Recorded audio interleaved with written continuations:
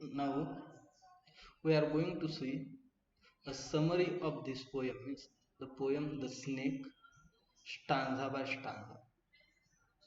The Snake is a very interesting animal poem because it can be read on several levels. Although Lawrence wrote many direct, straightforward poems, this one has, like the snake itself, layers of skin to peel off. Means this poem has so many meanings, multiple meanings. See, the stanza first. The poem begins with the subject matter of the poem. What is the subject matter? It is the snake. The poet was living in Sicily at the time when the poem was written and is recounting the memory of a hot day when he was wearing his pajamas. He was in the Sicily, it was the hot day, and he was recounting the memory. See, he says that a snake came to his water trough that very day to drink water. Water trough means a container of water, what we can say a pot, one kind of a pot in which he has stored the water. हौद वगैरे म्हणतो आपण आपल्या भाषेत पाणी साठवण्याचं. Stanza 2. The poet had gone to his water trough to fill a pitcher with water. Pitcher, one kind of pot to bring water. The trough was shaded by a dark carob tree and the place had a strange smell. There are so many trees near that trough and there is also a strange smell. As he came down the steps, he realized that he must wait and stand aside as there was a snake already at the trough. Means he saw the snake and he stopped. See, stanza third. In the third stanza, the poet describes the movement of the snake. Means in first two stanzas, there is an introduction of a subject matter. In the third stanza, poet is presenting the movement of the snake. He says that the snake came down from a fissure. Fissure means a crack. Crack means a vague असलेली, त्याच्यातून येतो fissure. In the mud wall of his house. Whose house? Poet's own house. The poet further says that the snake trailed along to the edge of the stone trough. Here he makes rich use of words to describe the snake's movement.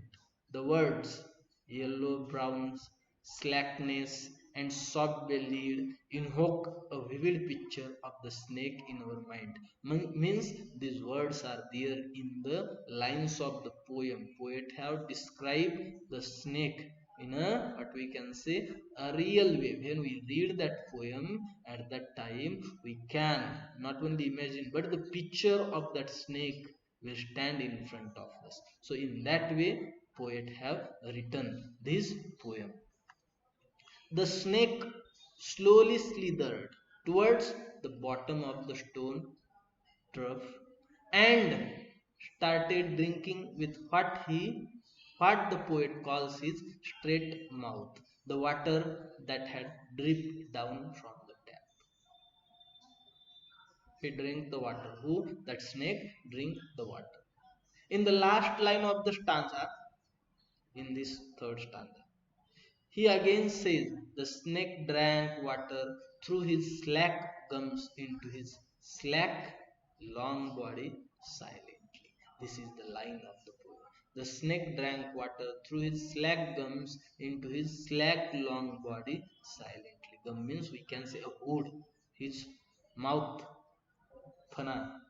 We can see a good use of alliteration, means a repetition of some sound in this line with the repetition of the sound. Yes, okay, intentionally poet have used it to represent the hissing sound of snake.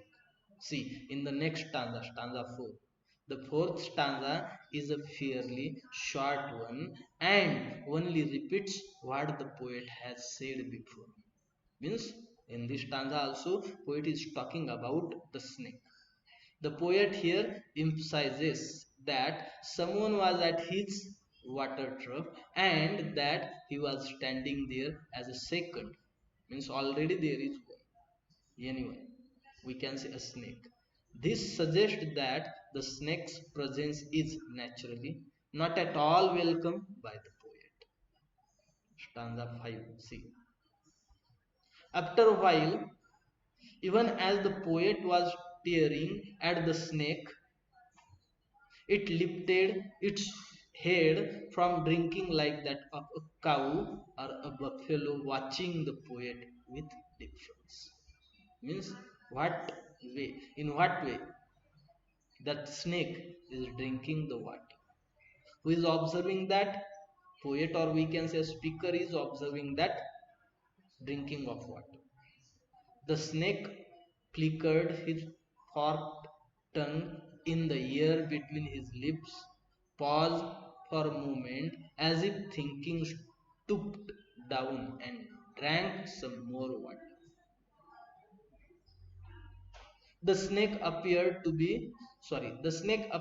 the poet very thirsty. In the following lines, the poet describes the snake as a creature of earth brown, earth golden color.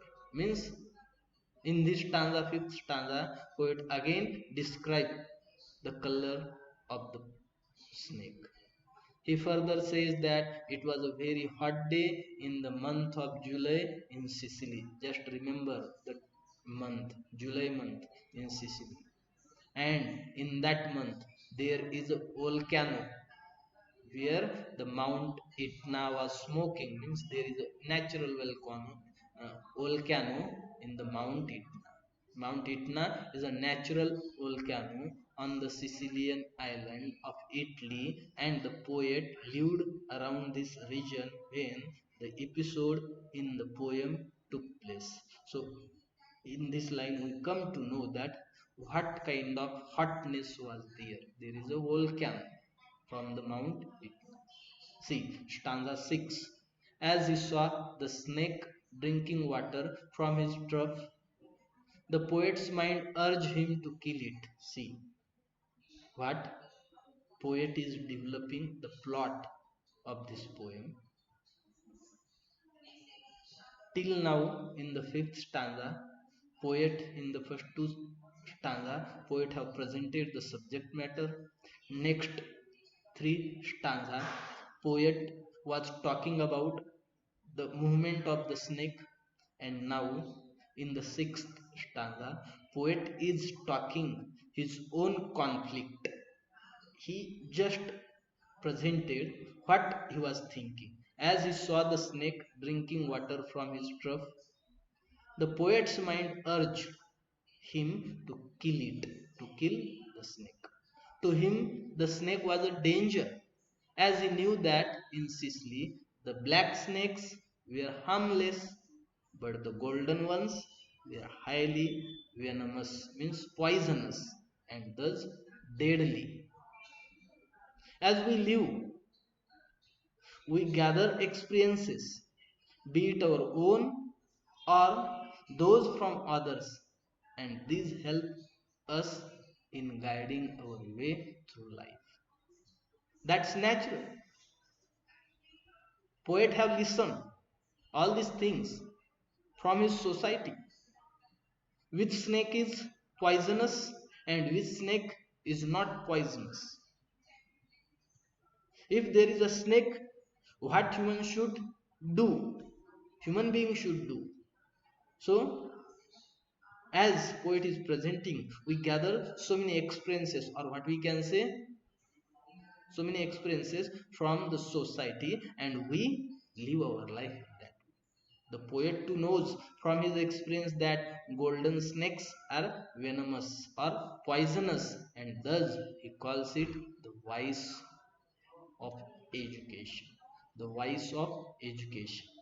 The vice of education. See the stanza 7.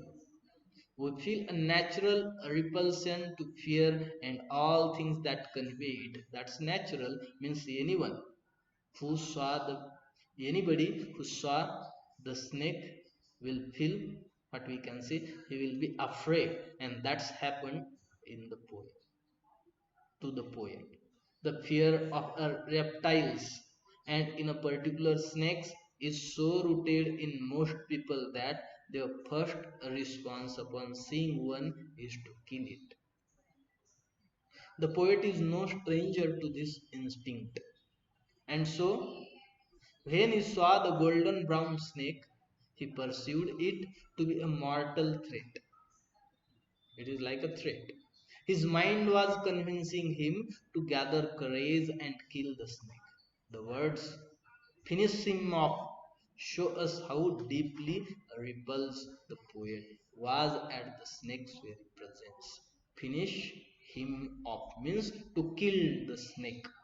That is the word the poet have used in the poem, and through that word we come to know that what kind of fear was there in the mind of the poet, and what kind of education poet have got, what kind of society means sorry what society have taught has taught to the poet, and because of that what we can say culture, there is a instinct feeling, what we can say there is a feeling in poet to kill the snake, but poet cannot, because there is also a moral thinking, spiritual thinking in the poet, that we can see in the next stanza 8. The poet however confesses that he liked the snake and that he was glad to have encountered him. The fearful, it should seem, is often fascinating. Means he liked the snake. He is afraid of the snake, but also he liked the snake, and that's why he cannot kill. Cannot kill. We might here recall our own childhood memories of visiting zoological park and sanctuaries to better understand the poet's predicament. The reader might have experienced the thrill of gazing upon majestic beasts such as lions, tigers, bears, and even snakes. We fear such creatures and are also fascinated with them. The poet here feels the same way about the snake. He is afraid of him and wants to kill him. But at the same time, he is also glad to have seen him. But more than that, the poet sees the snake as a guest who had come to drink at his water trough to cool himself and return into the ground, where it came from without making any noise. The words peaceful, pacified, and thankless here are worth pondering upon. The poet feels a kind of satisfaction that his trough helped the poor snake. Means in this stanza we come to know that there is a conflict in the mind of poet. In the first stanza we have seen poet is afraid and he wants to kill the snake, but in this stanza we come to know that poet also like the snake and that's why he cannot kill it, and he was happy by thinking that his turf is useful to the natural, what we can say, reptiles and animals and snakes, they are coming here and drinking the water. Stanza 9. The urge to kill the snake and the fascination with him keeping the poet from doing so are the two thoughts in mutiny with each other in the poet's mind, which he expresses in this stanza. In the stanza 9, we come to know the conflict in the mind of poet. He is in a state of dilemma, means confusion, as to how he should act, whether he should kill the snake or he should protect. We cannot say protect, but he should not kill the snake. His one philosophy, materialistic life, what we can say, a real life, is telling him snake is harmful, so killed it. And the spiritual life, philosophical life, is telling him it is wrong to kill any animal. He does not know if it was out of cowardice on his part that he did not kill the snake, or if it was his fascination which stopped him. Poet is saying here, telling here that he do not know what happened to him, why he didn't kill the snake, whether he is afraid or he his philosophy stop him to kill the snake. The poet here realizes that his fascination is with a dangerous thing like snake, which is capable of killing him, and thus he calls it his perversity, irrationality.